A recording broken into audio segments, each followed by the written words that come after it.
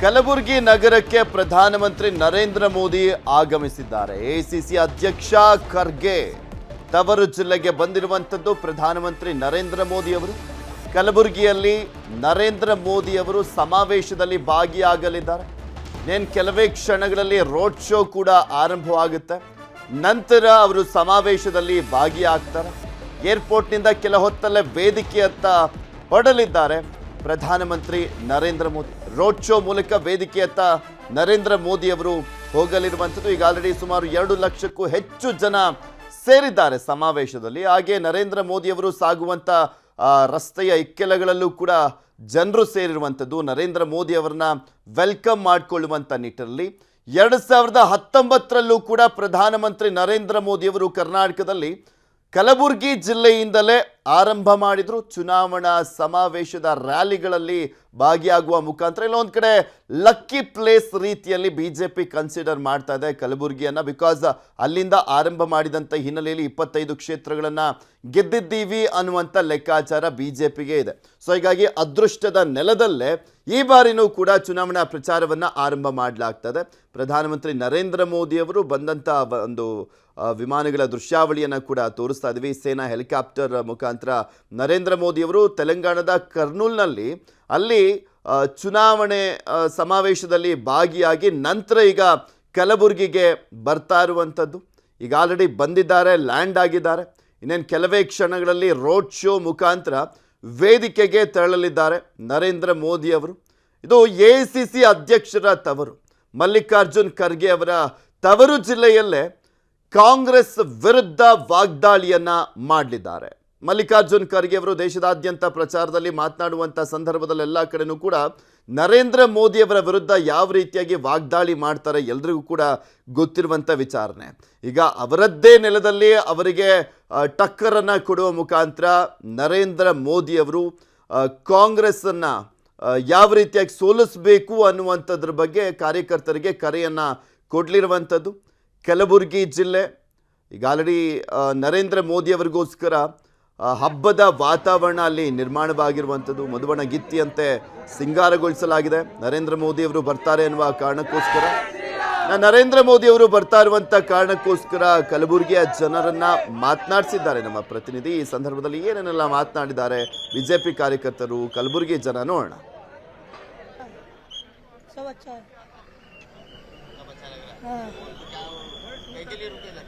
देखने के लिए रुके जी,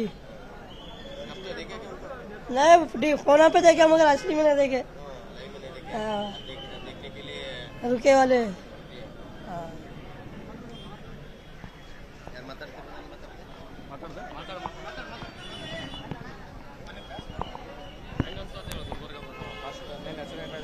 ಸರ್, ಶರಣ ಬಸವ ಅಂತ ಮೆಡಿಕಲ್ ಸ್ಟೂಡೆಂಟ್. ಫಸ್ಟ್ ಟೈಮ್ ನೋಡ್ತಾ ಇದ್ದೀವಿ ಮೋದಿ ಅವರಿಗೆ, ತುಂಬಾ ಖುಷಿ ಆಗ್ತಿದೆ. ಆಮೇಲೆ ಫಸ್ಟ್ ಟೈಮ್ ವೋಟ್ ಮಾಡ್ತಿರೋದು ಮೋದಿ ಅವರೇ ಬರೋದು. ಅಬ್ಕೆ ಬಾರ್ 400 ಪಾರ್, ಜೈ ಶ್ರೀರಾಮ್. ಈ 1 ಗಂಟೆಯಿಂದ ನಿಂತಿದ್ದೇವೆ ನಾವು. ಇಲ್ಲ ಸರ್, ಫಸ್ಟ್ ಟೈಮ್ ನೋಡ್ತಿದ್ದೆ. ಹಾಫ್ ಆನ್ ಅವರಿಂದ ವೇಟ್ ಮಾಡ್ತಾ ಇದ್ದೀವಿ. ಅವ್ರನ್ನ ನೋಡಬೇಕು, ಅವರೇ ಮುಂದೆ ಬರಬೇಕು. ಒಂದು ಒಳ್ಳೆ ವ್ಯಕ್ತಿ ಬಂದ್ರೇನೆ ದೇಶದ ಡೆವಲಪ್ಮೆಂಟ್ ಆಗುತ್ತೆ ಅಂತ ತಿಳ್ಕೊಂಡು ಕಾಯ್ತಾ ಇದ್ದೀವಿ. ನಾವು ಅಫ್ಜಲ್ಪುರದಿಂದ ಬಂದಿದ್ದೀವಿ. ನಾವು 1 ಗಂಟೆಯಿಂದ ವೇಟ್ ಮಾಡತ್ತೀವಿ ಸರ್. ಹಾಂ, ನೋಡ್ಬೇಕನ್ನೋ ಖುಷಿಯಿಂದ 1 ಗಂಟೆದಿಂದ ವೇಟ್ ಮಾಡತ್ತೀವಿ ಸರ್. ಹಾಂ, ಇನ್ನು ಸಾಕಷ್ಟು ಜನ ಇದ್ದಾರೆ, ಬಿಸಿಲಲ್ಲಿ ಕಾಯ್ತಾ ಇದ್ದಾರೆ. ಮೋದಿ ಅಭಿಮಾನಿಗಳು ಯಾವಾಗ ಬರ್ತಾರೆ ಅಂತ ಈಗ ಎಷ್ಟೊತ್ತಿಂದ ಕಾಯ್ತಾ ಇದ್ರಿ. ಮೋದಿ ಕಲಬುರಗಿ ಬರ್ತಾ ಇದ್ದಾರೆ, ಏನ್ ಅನ್ಸುತ್ತೆ? ಬೆಳಗ್ಗೆ 5 ಗಂಟೆಯಿಂದ ಕಾಯ್ತಾ ಇದ್ದೀನಿ ರೀ. ಮೋದಿ ಅವರು ಬರ್ತಾರ. ಈ ಸಲ 400 ದಾಟ್ತದ. ಮೋದಿ ಅವರು ಪ್ರಧಾನಮಂತ್ರಿ ಆಗ್ತಾರ. ನಮ್ಮ ದೇಶ ಬಹಳ ಮುಖ್ಯ. ನಮ್ಮ ದೇಶ ಸರಿಯಾಗಿದ್ರೆ ನಾವೆಲ್ಲ ಸರಿಯಾಗಿ ಜನ ಉಳಿದಿತ್ತು ನೋಡಿ ಏನು ಮಾಡೋಣ. ಅದಕ್ಕೆ ಮೋದಿ ಅಂಥವ್ರು ಬರಬೇಕು. ನಮ್ಮ ದೇಶ ಡೆವಲಪ್ ಆಗಬೇಕು. ನಮ್ಮ ದೇಶ ಸುರಕ್ಷಿತ ಇರಬೇಕಾದ್ರೆ ಮೋದಿ ಬರಲೇಬೇಕು. ಇದು ಎಲ್ಲರ ಅಭಿಪ್ರಾಯ ಅದ, ನನ್ನ ಅಭಿಪ್ರಾಯ ಅಲ್ಲ. 140 ಕೋಟಿ ಜನರ ಅಭಿಪ್ರಾಯ ಅದ ಇದು. ಈ ಸತಿ 100ಕ್ಕೆ 100 ಅಬ್ಕಿ ಬಾರ್ 400 ಪಾರ್, ಜೈ ಶ್ರೀರಾಮ್. ಇನ್ನು ಸಾಕಷ್ಟು ಜನ ಯುವಕರು ಕೂಡ ಕಾಯ್ತಾ ಇದ್ದಾರೆ. ಬಿಸಿಲಲ್ಲಿ ಕೂಡ ಯುವಕರು ಬಂದಿದ್ದಾರೆ. ಎಲ್ಲಿಂದ ಬಂದಿರೋದು? ನಾವು ಕೋಲ್ಕೋನಿಂದ ಬಂದಿವ್ರಿ, ಸೇರಂ ತಾಲೂಕಿನಿಂದ. ಹೌದು ಸರ್, ಭಾಳ ಎಂಜಾಯ್ ಅನ್ಸ್ಲಕತ್ತ ಸರ್. ನಾವು ಕಮಲಾಪುರ ಭುಯ್ಯಾರ್ಲಿಂದ ಬಂದಿವ್ರಿ ಸರ್. ಕಮಲಾಪುರ ತಾಲೂಕ ಭುಯ್ಯಾರ್ಲಿಂದ ಬಂದಿವ್ರಿ.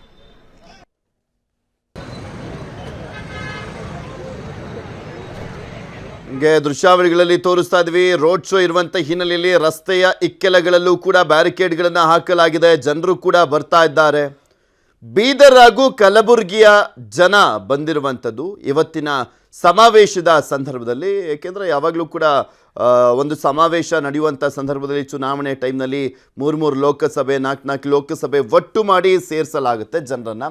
ಬಿಕಾಸ್ ಎಲ್ಲ ಲೋಕಸಭಾ ಕ್ಷೇತ್ರಗಳಿಗೂ ಕೂಡ ಹೋಗ್ಲಿಕ್ಕೆ ಆಗೋದಿಲ್ಲ ಅನ್ನುವ ಕಾರಣಕ್ಕೋಸ್ಕರ. ಇನ್ನೊಂದು ಕಡೆ ಕಲಬುರಗಿಯಲ್ಲಿ ರಣ ಬಿಸಿಲು, ಹತ್ತತ್ರ 40 ಡಿಗ್ರಿ ಸೆಲ್ಸಿಯಸ್ ಅಷ್ಟು ಟೆಂಪ್ರೇಚರ್ ಇರುವಂಥದ್ದು. ಇಂತಹ ಸಂದರ್ಭದಲ್ಲೂ ಕೂಡ ಬಿಸಿಲನ್ನು ಲೆಕ್ಕಿಸದೆ ಜನ ಬಂದಿದ್ದಾರೆ. ನಮ್ಮ ಪ್ರಧಾನಮಂತ್ರಿಯನ್ನು ನಾವು ನೋಡಬೇಕು, ನರೇಂದ್ರ ಮೋದಿ ಅವ್ರನ್ನ ನೋಡಬೇಕು ಅನ್ನುವಂಥ ಉತ್ಸಾಹ ಕುತೂಹಲ ಅಲ್ಲಿರುವಂಥ ಜನರಿಗೆ ಇರುವಂಥದ್ದು.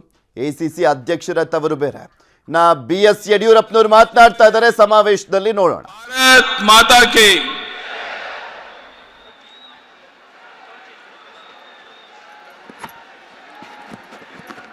ಧನ್ಯವಾದಗಳು ಸನ್ಮಾನ್ಯ ಶ್ರೀ ಮಾಜಿ ಮುಖ್ಯಮಂತ್ರಿಗಳಿಗೆ.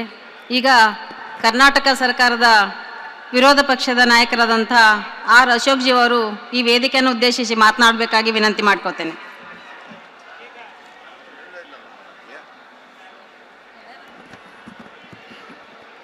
ಎಲ್ಲರಿಗೂ ನಮಸ್ಕಾರ. ವೇದಿಕೆ ಮೇಲೆ ಇರುವಂಥ ಸನ್ಮಾನ್ಯ ನಮ್ಮ ನಾಯಕರಾದಂಥ ಯಡಿಯೂರಪ್ಪನವರೇ, ಪ್ರಹ್ಲಾದ್ ಜೋಶಿ ಅವರೇ, ಬಸವರಾಜ ಬೊಮ್ಮಾಯಿ ಅವರೇ, ವೇದಿಕೆ ಮೇಲೆ ಇರುವಂಥ ಎಲ್ಲ ಗಣ್ಯರೇ, ಮಾಧ್ಯಮದ ಸ್ನೇಹಿತರೆ, ಎಲ್ಲ ತಾಯಂದಿರೇ, ಅಣ್ಣ ತಮ್ಮಂದಿರೇ, ಇದೊಂದು ಸುಸಂದರ್ಭ ಮತ್ತು ಒಳ್ಳೆಯ ಗಳಿಗೆ. ಇದು ಕಳೆದ ಬಾರಿ ಚುನಾವಣೆ ಪ್ರಾರಂಭ ಮಾಡಿದಾಗೂ ಕೂಡ ಗುಲ್ಬರ್ಗಾದಲ್ಲೇ ಚುನಾವಣಾ ಪ್ರಚಾರವನ್ನು ಪ್ರಾರಂಭ ಮಾಡಿದ್ರು. ನಾವು ಲಂಬಾಣಿ ತಾಂಡಗಳಿಗೆ ಹಕ್ಕುಪತ್ರವನ್ನು ಕೊಡುವಂಥ ಸಂದರ್ಭದಲ್ಲೂ ಕೂಡ ನಾವು ಗುಲ್ಬರ್ಗಾದಲ್ಲೇ ಆ ತಾಂಡಗಳಿಗೆ ಹಕ್ಕುಪತ್ರ ಕೊಡುವಂಥ ಪ್ರಯತ್ನವನ್ನು ಮಾಡಿದ್ರಿ. ನನಗನ್ಸುತ್ತೆ BJPಗೆ ಗುಲ್ಬರ್ಗ ಬಹಳ ಒಳ್ಳೆಯ ಭವಿಷ್ಯವನ್ನು ಕೊಡುವಂಥ ಗುಲ್ಬರ್ಗ ಕ್ಷೇತ್ರ ಇದು. ಅದಕ್ಕೋಸ್ಕರ ಇಲ್ಲಿಂದ ಚುನಾವಣೆ ಪ್ರಾರಂಭ ಮಾಡಿದಿರಿ. ಬಂಧುಗಳೇ, ಇವತ್ತು ದೇಶದ ದೃಷ್ಟಿಯಲ್ಲಿ ನಾವು ಮತದಾನ ಮಾಡಬೇಕು. ಇದು ರಾಜ್ಯದ ಚುನಾವಣೆ ಅಲ್ಲ, ದೇಶದ ಚುನಾವಣೆ ಇದು. ಮೊನ್ನೆ ನಾವು ವಿಧಾನಸೌಧದಲ್ಲಿ ತಾವೆಲ್ಲ ನೋಡ್ತಾ ಇದ್ದೀರಾ, ಪಾಕಿಸ್ತಾನ ಜಿಂದಾಬಾದ್ ಯಾರೋ ಒಬ್ಬ ಕಾಂಗ್ರೆಸ್ಸಿನ ಅಭ್ಯರ್ಥಿ ಆಗಿದ್ರು, ಅವ್ರು ಗೆದ್ದ ತಕ್ಷಣ ಪಾಕಿಸ್ತಾನ ಜಿಂದಾಬಾದ್ ಅಂತ ಹೇಳಿದ್ರು. ಕನ್ನಡಿಗರ ನೆಚ್ಚಿನ ನ್ಯೂಸ್ 18 ಕನ್ನಡ ಈಗ ವಾಟ್ಸ್ಆಪ್ನಲ್ಲೂ ಲಭ್ಯ. ಕರ್ನಾಟಕ, ದೇಶ ವಿದೇಶಗಳ 360 ಡಿಗ್ರಿ ಸುದ್ದಿಯ ವಿವರಗಳನ್ನ ನಿಮ್ಮ ಕೈ ಬೆರಳುಗಳಲ್ಲೇ ಪಡಿಲಿಕ್ಕೆ ಈ QR ಕೋಡ್ ಅನ್ನ ಸ್ಕ್ಯಾನ್ ಮಾಡಿ, ನಮ್ಮ ಚಾನಲ್ ಫಾಲೋ ಮಾಡಿ, ನೋಟಿಫಿಕೇಶನ್ ಆನ್ ಮಾಡಿ.